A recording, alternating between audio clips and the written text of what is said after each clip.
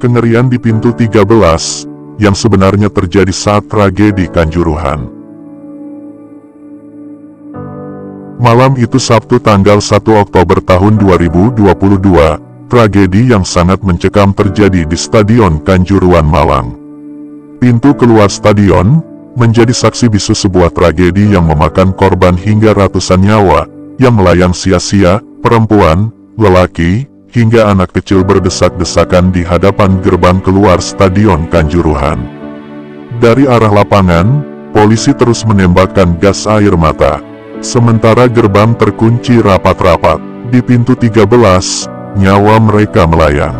Kopi hitam pesanannya belum lagi habis diseruput, ketika Eko Arianto mendengar suara menggelegar dari dalam Stadion Kanjuruhan, Malang, Sabtu tanggal 1 Oktober tahun 2022. Malam belum begitu larut, tapi untuk ukuran pertandingan sepak bola di Indonesia, pukul 10 malam sudahlah hilir. Di dalam stadion, wasit baru saja meniup peluit mengakhiri laga derby klasik Arema Malang versus Persebaya Surabaya. Tuan rumah kalah dengan skor 3-2. Eko terkesiap. Dia tahu, suara menggelegar itu berasal dari senapan gas air mata yang biasa digunakan polisi kalau antar supporter terlibat bentrok. Tapi ia bimbang, karena hanya Arekmania yang menonton di dalam stadion. Tak ada supporter Persebaya. Eko sebenarnya sudah membeli tiket untuk menonton di dalam. Tapi malam itu, ia memutuskan tidak melihat langsung di tribun, melainkan minum kopi di warung dekat gerbang nomor 10 stadion. Rasa penasarannya bertambah, ketika dari pintu dekat warung kopi, terdengar suara jeritan orang-orang meminta pertolongan. Eko bergegas mendekat ke pintu tribun 10. Sosok pertama yang tertangkap matanya adalah seorang perempuan lemas.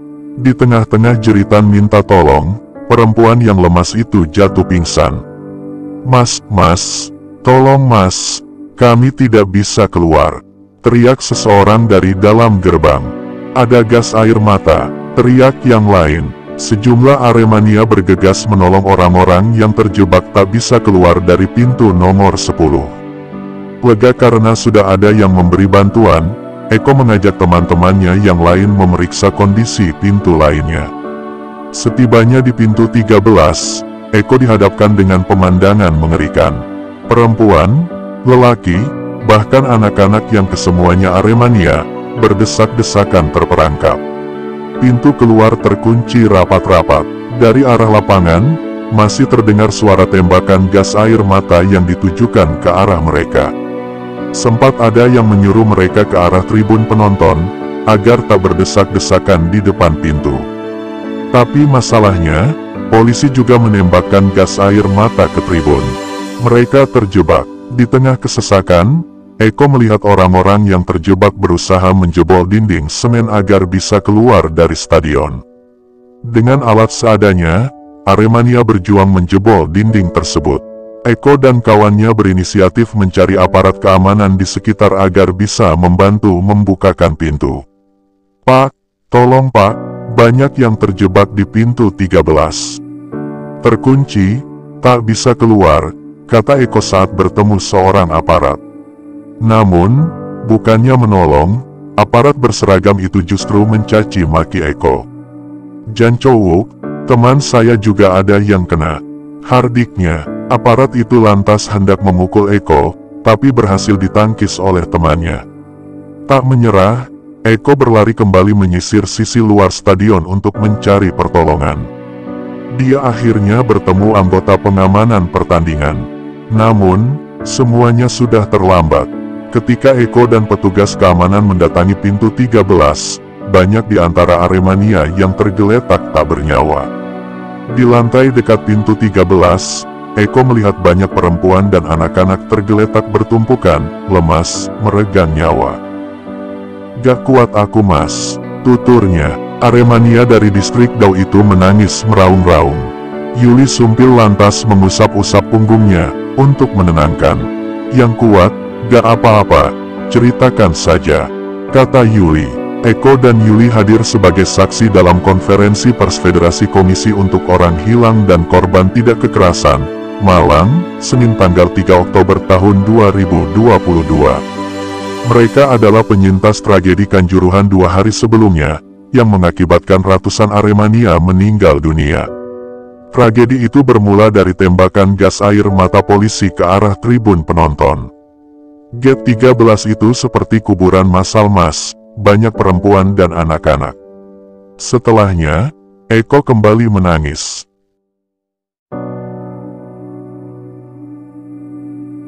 Kisah lain di balik tragedi Kanjuruhan, seorang kakek meregang nyawa demi selamatkan istri, menantu, dan cucu-cucunya. Tempik sorak bergema di segala penjuru Stadion Kanjuruhan, Kerajaan, Kedung Pedaringan, Kecamatan Kepanjen, Kabupaten Malang, saat Arema Malang berlaga melawan seteru abadinya, Persebaya. Ahmad Wahyudi bersama istrinya Sulastri, juga ikut larut dalam gemuruh masa Aremania.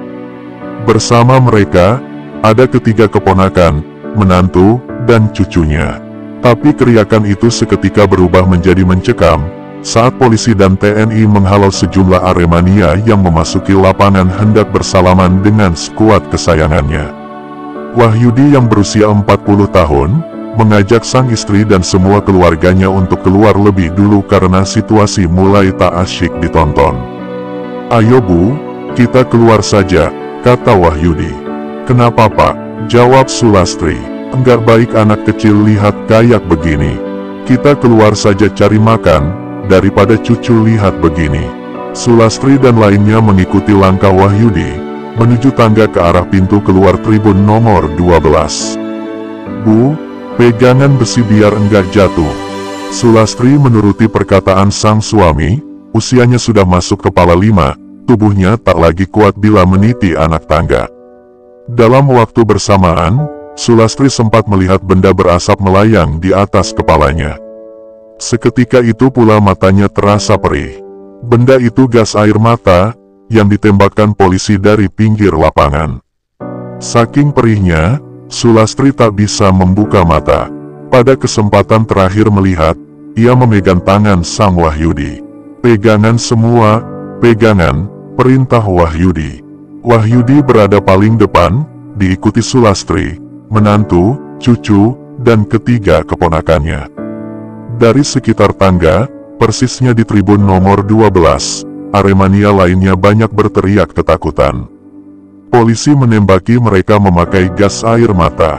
Demi menyelamatkan diri, penonton bergegas ke tangga menuju pintu 12, sehingga Wahyudi sekeluarga harus melawan arus massa untuk sampai ke gerbang. Ratusan orang berdesak-desakan, mencari jalan keluar. Tapi, pintu 12 hanya dibuka satu sisi. Wahyudi mencari cara agar bisa menyelamatkan ke-6 anggota keluarganya. Sembari terus berpegangan tangan, mereka menyeruak mendekati pintu. Sementara dorongan Aremania dari arah belakang semakin kuat. Tak ayal, pegangan Wahyudi dengan ke-6 keluarganya terlepas. Sulastri terombang-ambing di tengah massa yang berdesak-desakan. Ia terdorong ke sana kemari oleh supporter yang juga ingin selamat. Dada Sulastri semakin sesak, kedua matanya tak bisa melihat karena perih. Dalam hati, ia hanya pasrah bila harus mati di pintu 12. Setelahnya, dia tak sadarkan diri. Ketika siuman, Sulastri justru harus menerima kabar buruk, suaminya tewas. Sementara cucu, menantu, dan ketiga keponakannya berhasil keluar selamat dari stadion. "Bapak meninggal demi menyelamatkan kami dan cucunya," kata Sulastri, Senin tanggal 3 Oktober tahun 2022. Suaranya masih parau. Sulastri bersama belasan penyintas tragedi Kanjuruhan larut dalam kesedihan yang sama di kantor Kecamatan Lowokwaru, Kota Malang, saat mengenang peristiwa tersebut. "Kenapa kami ditembaki?" Seorang remaja juga bercerita tentang tragedi Stadion Kanjuruhan yang terjadi saat itu Sabtu, tanggal 1 Oktober tahun 2022.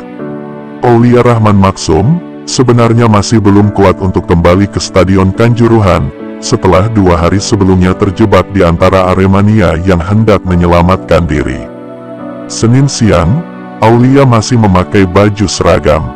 Dari sekolahnya, SMK Negeri 1 Kepanjen, dia bersama teman-temannya menguatkan hati untuk kembali ke stadion, untuk berdoa bagi para korban.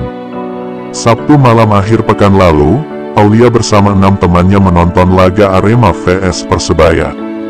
Mereka tak mau melewatkan big match Liga Indonesia itu.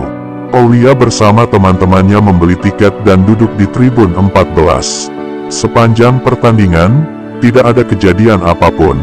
Tak pula ada perkelahian antar supporter. Sebab, tak satu pun bonek, supporter Persebaya diperkenankan menonton laga. Namun, setelah pertandingan selesai, turun salah seorang pendukung ke lapangan, mendatangi manajemen Arema. Kalau saya, hanya diam di tribun.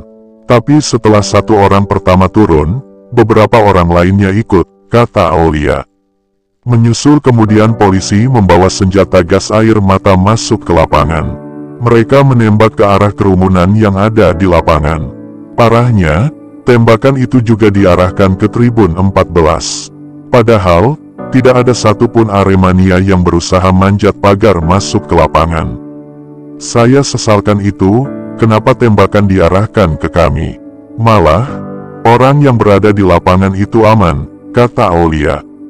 Tribun 12 dan 14 menjadi sasaran polisi menembakkan air mata. Tak ayal, Aremania di kedua tribun itu dikuasai kepanikan dan berdesak-desakan ke arah pintu keluar agar selamat. Ketika itu, Aulia berdiri paling depan, persis di depan pagar, paling dekat sama polisi. Di tribun 14, asap gas air mata sudah bergelayut pekat di udara. Ia tidak lagi memperhatikan kondisi sekitar. Aulia sudah tidak bisa melihat. Matanya pedih, bernapas pun susah. Pikirannya saat itu, cuma harus bisa keluar dari stadion. Aulia hanya bisa mendengar teriakan. Ada juga yang melontarkan caci maki ke polisi yang tak henti menembakkan gas air mata. Suara yang paling banyak saya dengar itu cewek. Ada juga suara anak-anak. Tapi, saya sudah tidak bisa melihat apapun. Jalan saja hanya bisa meraba sekitar, kata dia. Tatkala sampai di gerbang keluar, pintu masih tertutup rapat. Sangat padat manusia di tangga. Saling dorong tak lagi terhindarkan. Aulia sudah berada di tengah tangga. Pada detik tertentu, ada dorongan dari atas. Akhirnya semua orang di tangga terjatuh. Ingatan Aulia hanya sampai di situ. Karena detik selanjutnya, dia pingsan. Saat terjatuh, saling tindih.